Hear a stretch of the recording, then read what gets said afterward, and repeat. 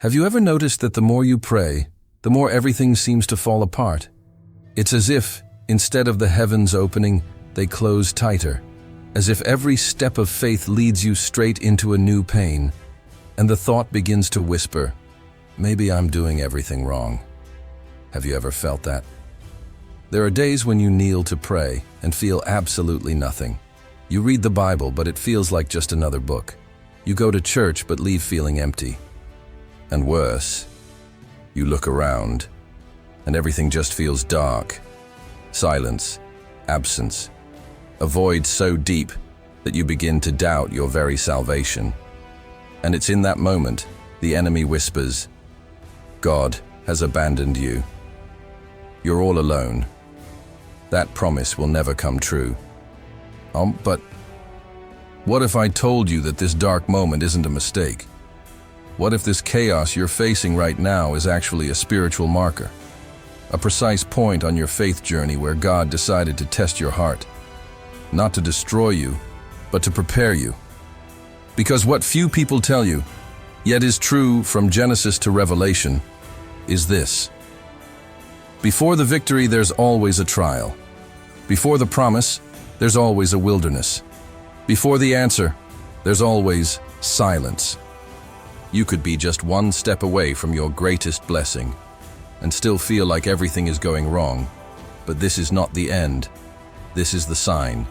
And if you don't understand what happens before the victory, you might give up right on the verge of the miracle. That's why God woke me up to give you this message. Because there's something you need to know. There are 5 spiritual signs that appear in every believer's life before God pours out His promise. They're not pretty signs. They're not easy, but they are real.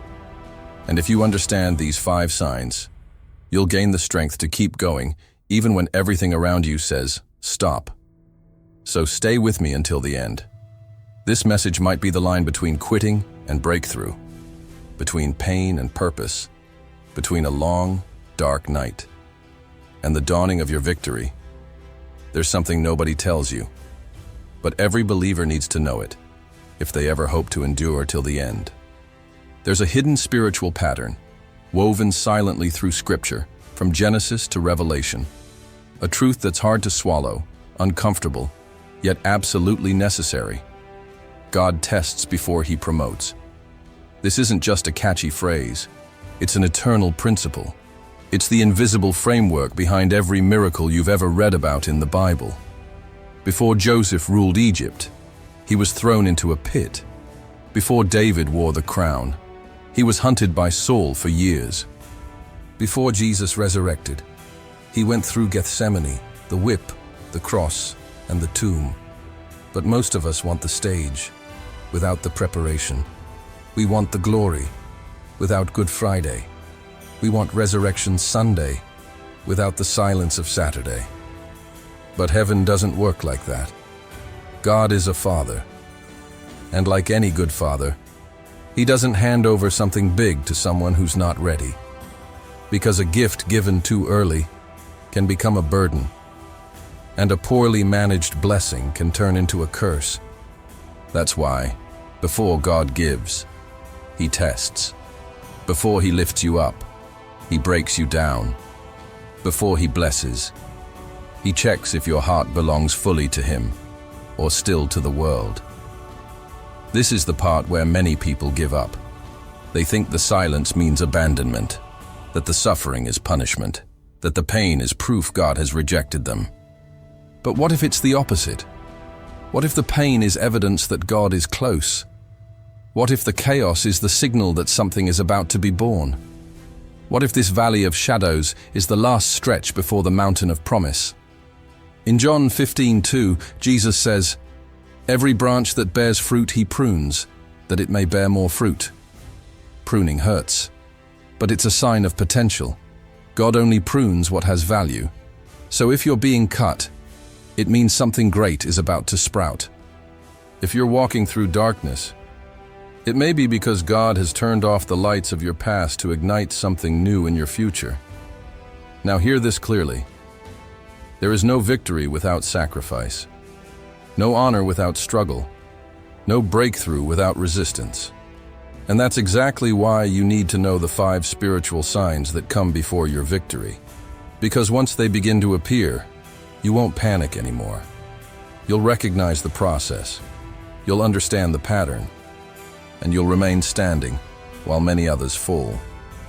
The real danger isn't going through the test. The danger is not knowing the test is part of the way. You pray, you fast, you cry out, and still, nothing changes. The days go by, the nights grow heavier, your heart feels tighter, and over time the thought creeps in, does God even hear me anymore? That's one of the first signs, and also one of the hardest to endure, because God's silence screams. It doesn't just wound, it confuses. Our human heart equates presence with response, and absence with indifference. But God is not human. He doesn't operate by our logic. He doesn't move to satisfy our anxiety. He moves to form our character, and because of that, many times, He remains silent, not out of neglect, but out of trust. In Psalm 13:1-2, David, the man after God's own heart, wrote, "How long, O Lord, will you forget me forever? How long will you hide your face from me? How long must I wrestle with my thoughts and day after day have sorrow in my heart?" David was at his breaking point. He felt forsaken. He lived a silence that pierced his soul. But it was within that silence that he was forged. It was in that pain that he became king. It was in that abyss that one of the greatest psalmists in history was born. Because God's silence is never empty. It's a test, a spiritual waiting room. Picture a teacher during an exam. They don't answer, they don't explain, they don't interact, but they are there, present, watching, observing who prepared. God is that teacher. He taught you during moments of glory. Now, in silence, He wants to see what remains. Maybe you're saying, "I'm not David. My pain is different. I'm no one." Then look at Jesus, the Son, the Holy One, the Perfect One. He too faced silence. On the cross, He cried out, my God, why have you forsaken me?" Matthew 27:46. Can you grasp that? Even Jesus experienced the Father's silence. So if He went through it, why wouldn't we? The truth is, silence is not abandonment. It's refinement. It's maturity. It's God's way of pulling us away from what we feel, so we can finally walk by what we believe. Hebrews 11:1 says, "Now faith is the substance of things hoped for, the evidence of things not seen." If you can't see and can't feel, yet still believe, that is faith. And that's what God wants to find in you. So today, if the heavens are silent, don't despair. God is closer than you think. He's watching how you respond. He's observing whether what you have is just emotion or true conviction, whether your faith depends on feelings or stands firm like a rock. Write this truth on your heart. The heavens go silent before the victory, because God trusts you've matured enough to pass the test in silence.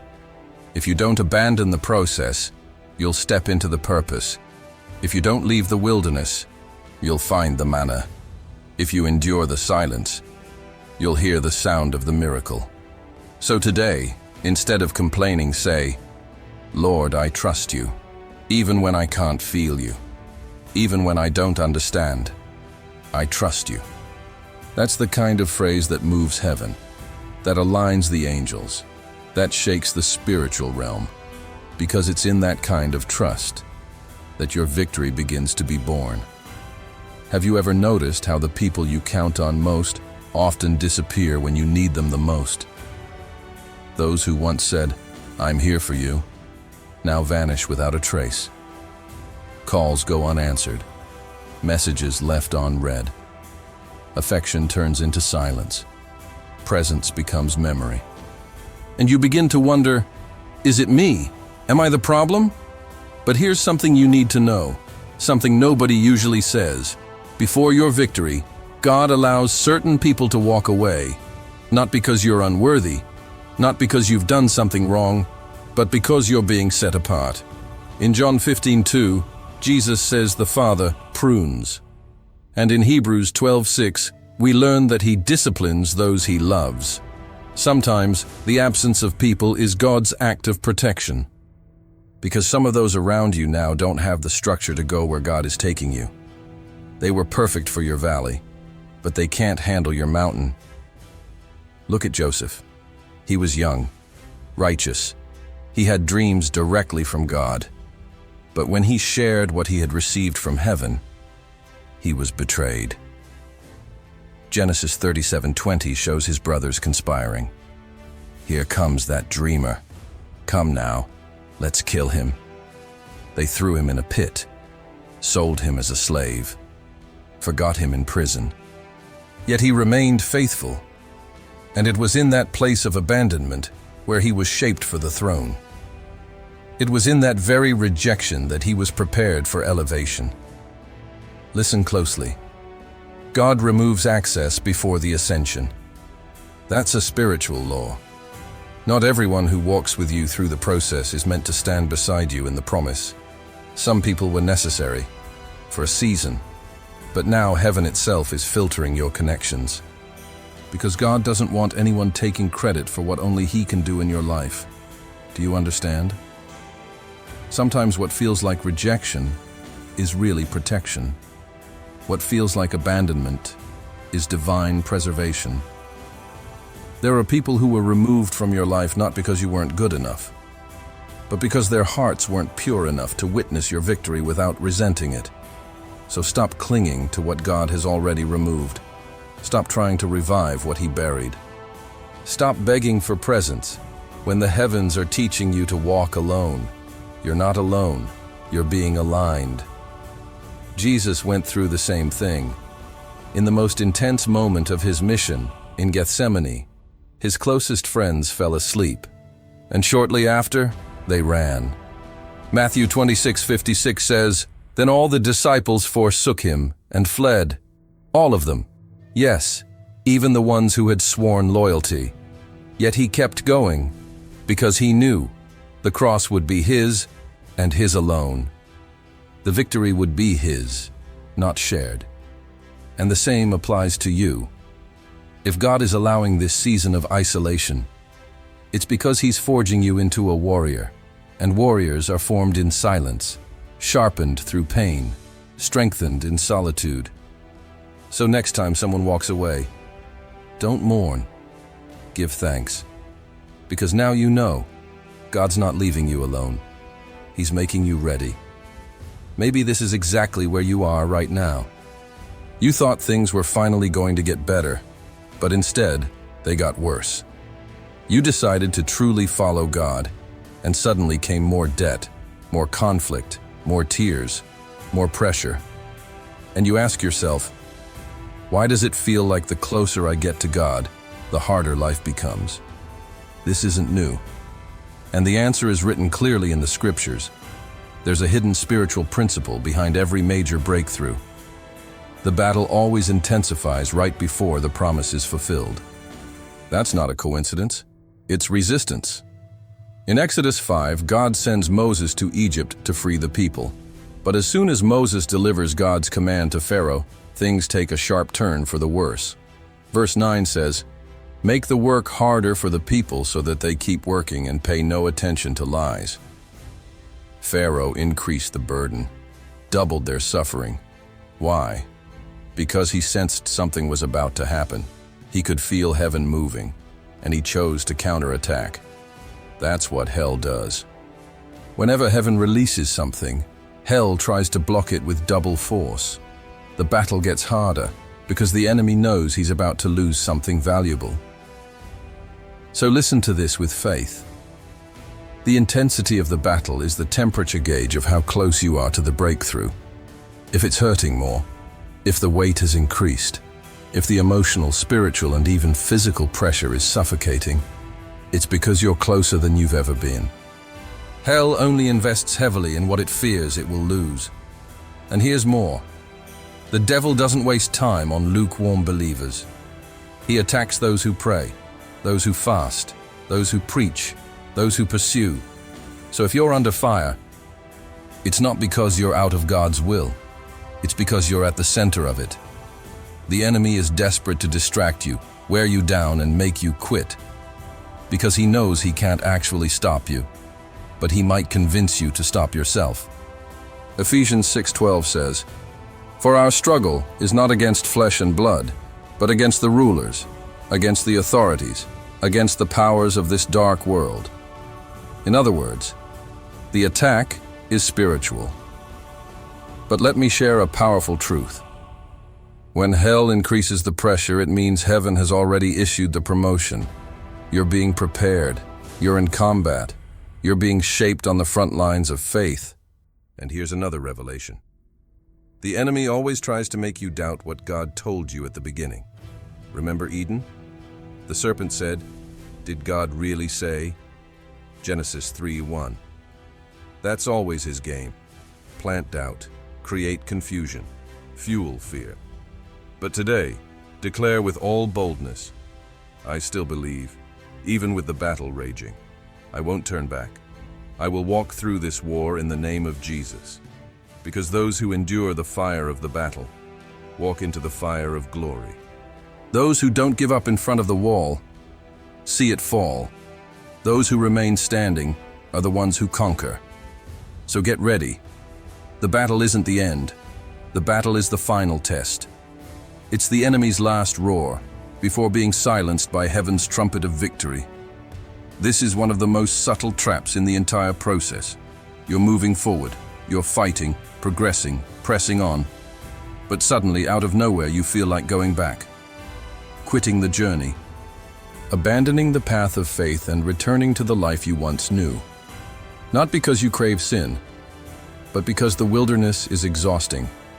The walk drains you, and the spiritual fatigue makes slavery look comfortable. That's exactly what happened to the Israelites. In Exodus 16:3, after just a few days in the wilderness, they told Moses, "If only we had died by the Lord's hand in Egypt. There we sat around pots of meat and ate all the food we wanted." They were free, but missed captivity. They were on their way to the promised land, but were dreaming about the meals of slavery. Why? Because present discomfort makes us forget past pain. Have you experienced this? You feel tempted to go back to that toxic relationship, back to that addictive habit, back to that spiritual laziness that felt easier than fighting for holiness. This is one of the most dangerous lies in the desert. Things were better before, but they weren't. They were only easier for your flesh. Your spirit, on the other hand, was dying. Egypt feeds your body, but chains your soul. And when God pulls you out of there, it's because he has something far greater ahead. But between here and there is the desert. And the desert always has thirst, heat, silence, confusion. But it also has a cloud by day, fire by night, and manna falling from heaven. It's a hard journey, but one you don't walk alone. The enemy will try to lure you back. He'll paint the past as safe. He'll disguise your former prison as paradise. But don't be fooled. Those who go back forfeit what was waiting ahead. In Luke 9:62, Jesus said, "No one who puts a hand to the plow and looks back is fit for service in the kingdom of God." Looking back dishonors the process. It disrespects the future. It devalues all that God has already done. So today, even if it's painful, even if the urge to retreat is overwhelming, say with boldness, "I'm not going back to Egypt. I wasn't set free to live on scraps. I'll cross this desert until I see the promise fulfilled." Every step forward is an act of war against hell. Every decision to keep going is a strike against darkness. Every tear shed in faith is a seed that will bloom into breakthrough. You're not alone in this inner war. Many heroes of the faith wanted to quit. Elijah wanted to die. Moses wanted to give up. Jeremiah wanted to stop speaking. But none of them turned back. And that's why we still speak their names today. Yours will be spoken too. So make a promise to yourself and to heaven. Even if the desert hurts, I won't return. Even if hunger hits, I'll keep moving. Even if fear rises, I will trust. You weren't called to go back. You were called to break through. You were pulled out of bondage to inherit a promise. And yes, every step is worth it. Brace yourself, because this is the hardest of all the revelations, the most demanding, the most sacred, and because of that, the most transformative. Before your victory comes, God will ask you to give up something that hurts, not as punishment, not as revenge, not as cruelty, but as refinement. Because a promise can't land in immature hands, a blessing can't be trusted to a divided heart, and the future can't be released to someone still clinging to the past. That's why God tests, and sometimes the test is brutal for your ego, painful for your soul.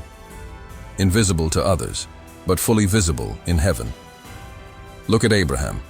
In Genesis 22:2, God says, "Take your son, your only son, whom you love, Isaac, and go to the region of Moriah.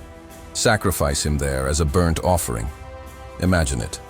The promised child, the miracle boy, the inheritance, the laughter of old age, the dream fulfilled.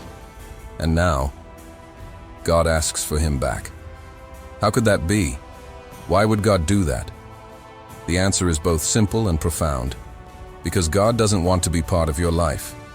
He wants to be your life. He wants to know if your heart belongs to Him or to His promises. And sometimes, the only way to find that out is to ask you for the thing you love most. It could be a relationship, a personal plan, a lifestyle, even a ministry. God whispers, "Lay it down." Not because He wants to take it from you, but because He wants to see if He's still the center of your life. And here's the secret. When Abraham lifted the knife, heaven moved. And the angel declared in Genesis 22:12, "Now I know that you fear God, because you have not withheld from me your son, your only son." It was in that moment of surrender that the true victory came. Because the altar Abraham built through obedience birthed a legacy that would echo for generations. And maybe, just maybe, that thing you're clinging to in fear is the very thing blocking your next season.